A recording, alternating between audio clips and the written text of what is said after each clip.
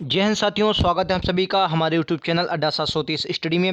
तो दोस्तों, GK GS की एक बेहतरीन क्लासेस लेके आपके लिए हाजिर हैं। आप लोग जानते हैं यूपी कांस्टेबल 2021 के लिए एक क्लासेस होती हैं। आज हम तीसरा लेक्चर लेके आए हैं, पार्ट नंबर तीसरा है। इससे पहले हमने कई वीडियोज़ आपके इस पर लिए हैं, तो आप उन्हें ज़रूर देखें। लिंक आपको नीचे डिस्क्रिप्शन में दे दिया जाएगा, वरना आप जाकर जो हैशटैग नीचे आपको दिख रहा है, हैशटैग यूपीपी एग्ज़ाम और अड्डा 730 स्टडी, उस पर जब आप क्लिक करेंगे तो आपको वीडियोस मिल जाएंगे। तो बिना देरी के शुरुआत करते हैं। आज का पहला क्वेश्चन है रहा आपकी स्क्रीन पर। बताइए क्या होगा राइट आंसर। जो भी क्वेश्चन ला रहा हूं आपके लिए बहुत इंपॉर्टेंट क्वेश्चन है। बताइए क्या होगा। कह रहा है, भारत की संविधान सभा का गठन किया गया था कब? माउंटबेटन योजना के अंतर्गत, क्रिप्स कैबिनेट मिशन योजना के अंतर्गत, क्रिप्स प्रस्तावों के अंतर्गत, या भारतीय स्वतंत्रता अधिनियम के अंतर्गत। तो मैं आपको बता दूं, देखिए, जो क्रिप्स प्रस्ताव था ये आता है 1942 में, ठीक है, 1942 में आता है। लेकिन कैबिनेट मिशन प्लान आता है 1946 में। कब आता है? 1946 में आता है कैबिनेट मिशन प्लान। और इसमें कितने? 3 अंग्रेज अध्यक्ष होते हैं। कितने? 3 अंग्रेज सदस्य होते हैं, ठीक है। 3 सदस्य आते हैं, अंग्रेज सदस्य होते हैं। वो क्या करते हैं? वो हमारी संविधान सभा का गठन की बात करते हैं, ठीक है। संविधान सभा गठन की जाती है। 3 अंग्रेज सदस्य आते हैं। कौन कौन? स्टेफोर्ड क्रिप्स, एवी अलेक्जेंडर और सर पैथिक लॉरेंस। मैं फिर से रिपीट कर रहा हूँ, स्टेफोर्ड क्रिप्स, एवी अलेक्जेंडर और सर पैथिक लॉरेंस। कितने? 3 सदस्य आते हैं, ठीक है। ये बात आपको याद रखनी है। चलिए आगे बात मैं बताता हूं आपको। भारतीय संविधान सभा का जो गठन हुआ था, ये पहली जो इसकी बैठक हुई वो 9 दिसंबर 1946 को होती है। पहले बैठक कब? 9 दिसंबर 1946 को। ये बात आपको पता होगी। इसके अध्यक्ष डॉक्टर सच्चिदानंद सिन्हा बनाए जाते हैं, जो कि अस्थायी अध्यक्ष थे। दूसरी बैठक होती है 11 दिसंबर 1946 को, ठीक है। और ये इसलिए इंपॉर्टेंट हो जाती है क्योंकि इसके जो अध्यक्ष बनाए गए थे वो बनाए गए थे डॉक्टर राजेंद्र प्रसाद इसके अध्यक्ष बनाए गए थे। और ये जो थे ये स्थायी अध्यक्ष रहे थे। उसके बाद जितनी भी बैठकें उनकी अध्यक्षता डॉक्टर राजेंद्र प्रसाद ने की थी। क्लियर है? ये इस क्वेश्चन से अब आपका डाउट कोई नहीं होना चाहिए। चलिए अगले क्वेश्चन पर चलते हैं। ये रहा आपकी स्क्रीन पर अगला क्वेश्चन। बताइए क्या होगा राइट आंसर। बताइए कह रहा है, भारतीय संविधान के अंतर्गत, मैं इसको थोड़ा छोटा कर लेता हूं कि ये बहुत अच्छा क्वेश्चन है आपके एग्जाम के लिए। बताइए, कह रहा भारतीय संविधान के अंतर्गत आपको बताना है कि जो अनुच्छेद 320 से 342 तक किसमें संविधित हैं? अखिल भारतीय सेवाओं में है, या निर्वाचन आयोग है, या ग्राम पंचायतों से, या लोक सेवा में अनुसूचित जाति व अनुसूचित जनजातियों के आरक्षण के प्रतिनिधित्व से है? तो मैं आपको बताऊं, देखिए, आप इसमें बहुत अच्छे से देखिए। निर्वाचन आयोग तो आप जानते हैं 324 होता है। कितना होता है? 324 होता है। जिसमें आपकी बात करिए 330 से, तो यह तो हट गया। ग्राम पंचायतें भी आपको 343 में आती हैं, तो ये भी आपका हट जाएगा, ठीक है। अखिल भारतीय सेवा ये आती हैं आपकी 312 में। कितने में आती हैं? 312 में अखिल भारतीय सेवा, हाँ 312 में आती हैं। तो आपका बचा कौन सा? यही बचा लोक सेवा में अनुसूचित जाति और जनजाति के लिए प्रतिनिधि। जिसमें आपने सुना होगा कि 339 सुना होगा, जिसमें 339 में क्या है? 339 में अनुसूचित जाति आयोग है। और 339 के काम में क्या है? 339 के काम में आपका अनुसूचित जनजाति आयोग है, ठीक है। चलो अब बात कर लेते हैं, ये जो है ये किसके अंतर्गत आता है। तो मैं आपको बता दूं, ये जो आता है ये भाग, अगर भाग आपसे पूछ अनुच्छेद, और अगर भाग पूछ ले तो कहेंगे भाग जो है ये 16 के अंतर्गत आता है। भाग कौन सा है? भाग 16 के अंतर्गत आता है। और 330 से 342 के अंतर्गत। क्लियर है? इससे बाहर आपका क्वेश्चन अब नहीं आएगा। चलो अगला क्वेश्चन क्या कह रहा है बताइए। कह रहा है, किसने कहा था, किसका ये मतलब कथन है कि राष्ट्रपति का आपातकालीन अधिकार जो है संविधान के साथ धोखा है? बी आर अम्बेडकर, के एम नाम्बियार, या महात्मा गांधी, हृदयनाथ कुंजन। अच्छा बात करते हैं बी आर अम्बेडकर ने, तो इन्होंने अनुच्छेद 32 को, किसको? अनुच्छेद 32 को, जो कि संवैधानिक उपचारों का अधिकार है। क्या है? संवैधानिक उपचारों का अधिकार। क्या है? संवैधानिक उपचारों का अधिकार है। इसको इन्होंने संविधान की आत्मा कहा है। क्या है? कहा है संविधान की आत्मा कहा है। आपको ये बात याद रखना है, संविधान की आत्मा कहा है बी आर अम्बेडकर ने। क्लियर है ये बात? चलो अब बात करते हैं, किसने कहा था कि राष्ट्रपति का जो आपातकालीन अधिकार है वो संविधान के साथ धोखा है? तो के एम नामियार ने कहा था। किसने कहा था? के एम नामियार ने कहा था। ऑप्शन नंबर सी इसका करेक्ट आंसर हो जाएगा। अच्छा अब आपसे अगर एग्जाम में पूछा जाए कि बताइए राष्ट्रपति जो आपात है, राष्ट्रपति आपात का है ये है, इसका अनुच्छेद कितना है, तो क्या बताएंगे? तो कहेंगे राष्ट्रपति का आपातकाल जो अनुच्छेद है वो 352 के अंतर्गत। कितने? 352 में आपका राष्ट्रपति आपातकाल आता है। क्लियर? 352 में राष्ट्रपति आपातकाल आता है। चलो अगले क्वेश्चन पर चलते हैं। ये रहा आपकी स्क्रीन पर अगला क्वेश्चन। बताइए क्या होगा राइट आंसर। बताइए क्या किस संविधान संशोधन के अधिनियम द्वारा संपत्ति का मूल अधिकार हटा दिया गया था? बात करें संविधान संपत्ति का मूल अधिकार की, देखिए हमारे संविधान में 31वां 31वां अनुच्छेद था, आर्टिकल जो अनुच्छेद था, अनुच्छेद कौन सा था? 31 31 अनुच्छेद था। इसमें क्या था? संपत्ति का अधिकार, जो हमारा मूल अधिकार था, संपत्ति का अधिकार जो था, संपत्ति का अधिकार क्या था? संपत्ति का जो अधिकार था वो हमारा मूल अधिकार था। लेकिन देखिए, मैं अब आप लोग सोच रहे होंगे कि पॉलिटी के क्वेश्चन ज़्यादा हैं, तो मैं आपको कई बार बता चुका हूँ, क्योंकि आपके एग्जाम जैसे यूपीएसआई का आप एग्जाम देख रहे हैं, तो उसमें 20 से 21 क्वेश्चन का है, कहते हैं पॉलिटी। तो इसमें भी आपको 6 से 7 क्वेश्चन से लगाकर 8 क्वेश्चन तक, आपको 6 से 8 क्वेश्चन पॉलिटी के ही मिलेंगे, और वो एक अच्छे लेवल तक के आपको मिलेंगे। तो पॉलिटी पर आपको अच्छी पकड़ बनाना है। अगर जीएस में आपको 38 में से अगर 30 के ऊपर नंबर चाहिए, तो जीएस में तो आपको अच्छी पकड़ बनानी होगी। तो इसलिए मैं पॉलिटी पर ज़्यादा ध्यान दे रहा हूँ, ठीक है। और आप प्रीवियस ईयर क्वेश्चन उठाएं तो उसमें भी आपको प्रीवियस ईयर क्वेश्चन में भी आपको यहाँ से मिलेंगे। क्लियर है? चलो, अनुच्छेद 31 में क्या था? संपत्ति का अधिकार। लेकिन अब ये क्या किया गया? ये हमारा हटा दिया गया। कब हटाया गया? चलिए फिलहाल देखते हैं कब हटाया गया। कहेंगे सर 44वें संविधान संशोधन था, 44वें संविधान संशोधन के द्वारा हटा दिया गया, मूल अधिकार को हटा दिया गया। सन कौन सा था? कहेंगे सर 1978। कब था? 1978। 44वें संविधान संशोधन 1978 के द्वारा हटा दिया। अब कहाँ है? तो अब कहेंगे सर 300 के काम में इसे रखा गया। कहाँ? 300 के काम में। अब ये है क्या? ये कानूनी अधिकार बन गया। क्या हो गया? कानूनी अधिकार बन गया है। क्लियर है? चलो अगले क्वेश्चन पर चलते हैं। ये रहा आपकी स्क्रीन पर अगला क्वेश्चन। बताइए क्या होगा? राइट आंसर बताएंगे। बहुत इंपॉर्टेंट क्वेश्चन ये भी है।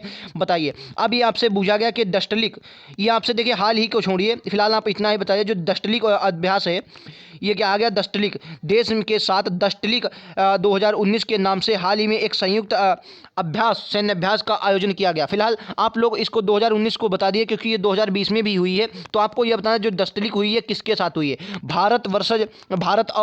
वर्सेज मुंह से निकल गया, भारत और थाईलैंड के बीच, Bharat Myanmar, Bharat Indonesia, Bharat Uzbekistan. क्या होगा? राइट आंसर बताइए क्या होगा? संयुक्त सैन्य अभ्यास। तो आपको याद ना, जो दस्तलिक होता है ये उज्बेकिस्तान के साथ होती है। कहाँ पर होते हैं? उज्बेकिस्तान होती है, ठीक है। उज्बेकिस्तान। दस्तलिक जो होता है भारत और उज्बेकिस्तान के बीच, भारत और उज्बेकिस्तान के बीच होता है, ठीक है। और एक बहुत इंपॉर्टेंट है, एक खंजर होती है, एक युद्ध अभ्यास का नाम क्या है? खंजर। खंजर जो होती है किर्गिस्तान के बीच होती है। किसके बीच? किर्गिस्तान के बीच होती है। आपको याद ना, किसके बीच? किर्गिस्तान। भारत और किर्गिस्तान, भारत और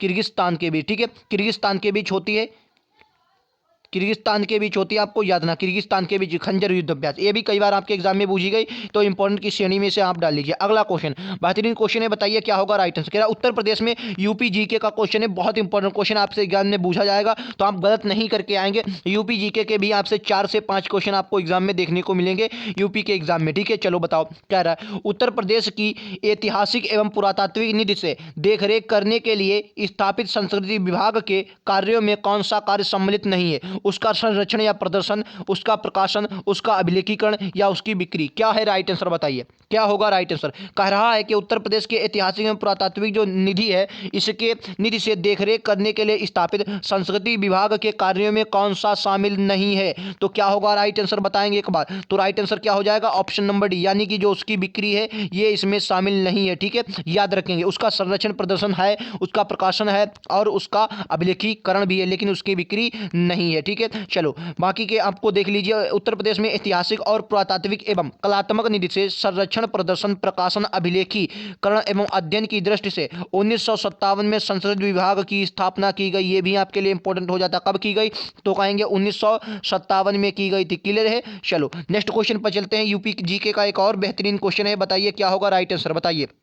कह रहा है, सॉरी एक मिनट, ये वाला था, पिछला वाला, हाँ ये वाला। बताओ क्या होगा? राइट आंसर क्या कह रहा है? कह रहा है पीसी जो कह रहा है क्वेश्चन कि पीसी विद्रोह के समय उत्तर प्रदेश के मुख्यमंत्री कौन से थे? बताइए। पीएसी जो विद्रोह हुआ था, पीएसी विद्रोह के समय जो यूपी के मुख्यमंत्री थे कौन थे? कमलापति त्रिपाठी, चौधरी चरण सिंह, बनारसी दास, एचएन बहुगुणा। राइट आंसर क्या हो जाएगा? राइट आंसर हो जाएगा ऑप्शन नंबर ए, यानी कि कलापति त्रिपाठी जो थे ये पीएसी के विद्रोह के समय थे। चलिए इसके कुछ मेन बातें देख लेते हैं। आज़ाद भारत में 1973 में, कब? 1973 में पीएसी विद्रोह हुआ था। कब? 1973 में पीएसी विद्रोह सशस्त्र बल का सबसे बड़ा विद्रोह माना जाता है। पीएसी विद्रोह 12वीं बटालियन का विद्रोह था अपनी ही सरकार के खिलाफ। कब? ये अपनी ही सरकार के खिलाफ था। ये हुआ कब? कहेंगे 1973 में हुआ था। 1973 में, इसमें 1973 में हुआ। और इस वक्त यूपी में जो सरकार थी, मतलब मुख्यमंत्री कौन थे? तो कमलापति त्रिपाठी थे, आपको याद ना कौन थे, कमलापति त्रिपाठी जी थे, ये भी बात आपको याद रखनी। चलिए नेक्स्ट क्वेश्चन पर चलते हैं यार, आपकी स्क्रीन पर अगला क्वेश्चन, ये तो वही क्वेश्चन है, रिपीटेड क्वेश्चन है। चलिए ए वाला लीजिए, बताइए क्या हिस्ट्री का क्वेश्चन है, बहुत इंपॉर्टेंट क्वेश्चन है, बताइए क्या होगा राइट आंसर। कह रहा शतपथ और इतरेतर, बताइए शतपथ और तैत्रीय ब्राह्मण किसके ब्राह्मण ग्रंथ हैं, ऋग्वेद, सामवेद, यजुर्वेद, अर्थवेद, क्या होगा राइट आंसर, एक बोलेंगे गलत नहीं करेंगे। शतपथ ब्राह्मण और तैत्रीय ब्राह्मण किसके ब्राह्मण ग्रंथ हैं, ऋग्वेद, सामवेद, यजुर्वेद, अर्थवेद, तो राइट आंसर क्या हो जाएगा ऑप्शन नंबर ए, यानी कि ये ऋग्वेद के ब्राह्मण ग्रंथ है, किसके, ऋग्वेद के ब्राह्मण ग्रंथ हैं, याद रखेंगे ऑप्शन नंबर ए इसका करेक्ट आंसर हो जाएगा। ठीक है, चलो कोई भी क्वेश्चन में अगर आपको दिक्कत हो तो आप कमेंट बॉक्स में ज़रूर बताएं। जो ऋग्वेद में है आपको याद रखना है शतपथ और तैत्रीय, ये यजुर्वेद के किसके, यजुर्वेद के ब्राह्मण ग्रंथ हैं। ये क्या है यार, इसमें ऑप्शन नंबर ए, हाँ यार ये ऋग्वेद गलत है, इसमें ऑप्शन नंबर ए गलत दिया गया, ये यजुर्वेद के हैं, शतपथ और तैत्रीय किसके हैं, ये यजुर्वेद के हैं, ये ऑप्शन नंबर सी इसका करेक्ट आंसर है। ठीक है, ऑप्शन ऋग्वेद के नहीं है, सॉरी इसके लिए बहुत बहुत माफ़ी चाहेंगे, फिलहाल यजुर्वेद इसका राइट आंसर है। ठीक है, आप लोग याद रखेंगे। चलो अगर वीडियो आपको पसंद आए तो लाइक शेयर सब्सक्राइब करना ना भूलें, क्योंकि मैंने एक बार भी अभी नहीं कहा कि लाइक शेयर करने को। अगर आपको वीडियो पसंद आए तो लाइक कर दें, चैनल को सब्सक्राइब कर लें अगर चैनल पर नए, और वीडियो में अपने दोस्तों में, अपने यारों में, जहाँ भी आप स्टडी ग्रुप में जुड़े हैं उसे शेयर जरूर कर दें। ठीक है, चलो अगला क्वेश्चन कह रहा है कि भारत के दक्कन के पठार पर बेसाल्ट निर्मित लावा की सेलों का निर्माण हुआ, क्रिटेशियन युग में, प्लास्टिसिन युग में, कार्बोनिफेरस युग में या मायोसीन युग में, क्या होगा राइट आंसर। भारत के दक्कन के पठार में, देखिए ऐसा माना जाता है कि भारत का जो दक्कन का पठार है इसमें कभी ना कभी ज्वालामुखी क्रिया हुई होगी, क्योंकि यहाँ पर क्या होता है, ये आप जब देखेंगे दक्कन का पूरा वाला भाग देखेंगे तो यहाँ पर आपको काली मृदा में देखने को मिलेगी। कौन सी मृदा, काली मृदा का विस्तार है, क्योंकि महाराष्ट्र वाला पूरा क्षेत्र काली मृदा, और काली मृदा ये किस खेती के लिए इंपॉर्टेंट होती है, कपास की मिट्टी के लिए, किसकी, कपास की मिट्टी के लिए बहुत इंपॉर्टेंट है, किसकी, कपास की मिट्टी के लिए वेरी इंपॉर्टेंट मानी जाती है, तो आपको याद रखना है। और भारत का अगर आपसे एग्जाम में पूछे कि भारत का, अगर क्वेश्चन पूछ दे भारत का सबसे प्राचीन भूखंड कौन सा है, सबसे प्राचीन भूखंड कौन सा है, तो आप क्या बताएंगे, सबसे प्राचीन भूखंड कौन सा है, तो आप भी यही बताएंगे जो प्रायद्वीपी भारत है, ये नीचे वाला दक्षिण भारत जो है ये सबसे प्राचीन भूखंड माना जाता है, जिसे प्रायद्वीपी भारत कहते हैं। क्लियर है, चलो इसका राइट आंसर फिलहाल ऑप्शन नंबर ए होगा। क्या कहते हैं, क्रिटेशियस युग में इसका निर्माण हुआ, किसमें, क्रिटेशियस युग में निर्माण हुआ है, दक्कन के पठार का बेसाल्ट चट्टानों से निर्मित क्रिटेशियस युग में इसका विस्तार हुआ। क्लियर है, चलो अगले क्वेश्चन फिलहाल इसके बारे में चलिए मैं आपको कुछ जानकारी दे देते हैं। देखिए कि कार्बोनिफेरस युग के दौरान दामोदर, सोन महानदी और गोदावरी बेसिन में कोयले का निर्माण हुआ, जबकि क्रिटेशियस युग के दौरान अत्यधिक ज्वालामुखी उद्गार में डक्कन ट्रेप का निर्माण हुआ। मैंने क्या बताया, कभी ना कभी इसमें ज्वालामुखी क्रिया हुई होगी और डक्कन ट्रेप का भी निर्माण हुआ। ठीक है, इसी काल के दक्कन के पठार पर बेसाल्ट निर्मित लावा सेलों का निर्माण हुआ है। यह लगभग 146 मिलियन वर्ष पूर्व का, मतलब बहुत पुरानी बात है। और मेन इंपॉर्टेंट आपको ये भी बात याद रखनी कि दामोदर, सोन और महानदी गोदावरी बेसिन में, और सबसे ज्यादा जो कोयला कहां पाया था, दामोदर नदी घाटी में, कोयले का निर्माण भी इसी मतलब क्रिटेशियस युग में ही हुआ है, ये भी बात आपको याद रखना है। क्लियर है, चलो अगले क्वेश्चन पर चलते हैं, बहुत बेहतरीन क्वेश्चन है, बताइए क्या होगा राइट आंसर। क्या बताइए, निम्नलिखित में से किस जहाज बंदरगाह को अरब सागर की रानी कहा जाता है, बीजांग बंदरगाह, पारादीप, कोची, मुंबई, क्या होगा राइट आंसर। अरब सागर की रानी, अरब सागर बात करते हैं, ये रहा आपका दक्षिण की भारत, यहाँ पर आपको बंगाल की खाड़ी देखने को मिलेगी, किसकी, बंगाल की खाड़ी, और ये आपको देखने को मिलेगा अरब सागर, क्या देखने को मिलेगा, अरब सागर। अब आपको बताना है अरब सागर की रानी किसे कहा जाता है, क्या होगा राइट आंसर बताइए। अरब सागर की रानी किसे कहा जाता है, बीजांग, पारादीप, कोच्चि, मुंबई, क्या होगा राइट आंसर, तो आपको याद है इसका right answer option number C हो जाएगा, यानी जो है केरल के कोच्चि बंदरगाह एक प्राकृतिक बंदरगाह या बेम्बनाद कायल में स्थित, कहाँ पर है, बेम्बनाद कायल में, कायल जो होते पुन्नामदा कायल है, जैसे बेम्बनाद कायल है तो कायल है उसी में स्थित है कोच्चि बंदरगाह, इसी का माना जाता है, इसे अरब सागर की रानी कहा जाता है। ठीक है, याद रखेंगे। चलिए तो ये थे आज के टॉप 20 क्वेश्चन, वीडियो कैसा लगा हमें जरूर बताएं कमेंट बॉक्स में। अगर आपका स्कोर जरूर हमें बताएं कि आपके कितने गलत हुए कितने सही हुए। 13 क्वेश्चन थे, कितने 13 क्वेश्चन थे, 13 में से आपका स्कोर कितना रहा हमें जरूर बताएं। वीडियो पसंद लगा हो तो लाइक शेयर सब्सक्राइब करना ना भूलें। अगर कोई भी क्वेश्चन में आपको डाउट हो तो उसे कमेंट बॉक्स में जरूर लिखें, मैं आपको उसका जरूर जवाब जरूर दूंगा। तो मिलते हैं अगले वीडियोज में, आज के लिए इतना ही, थैंक यू।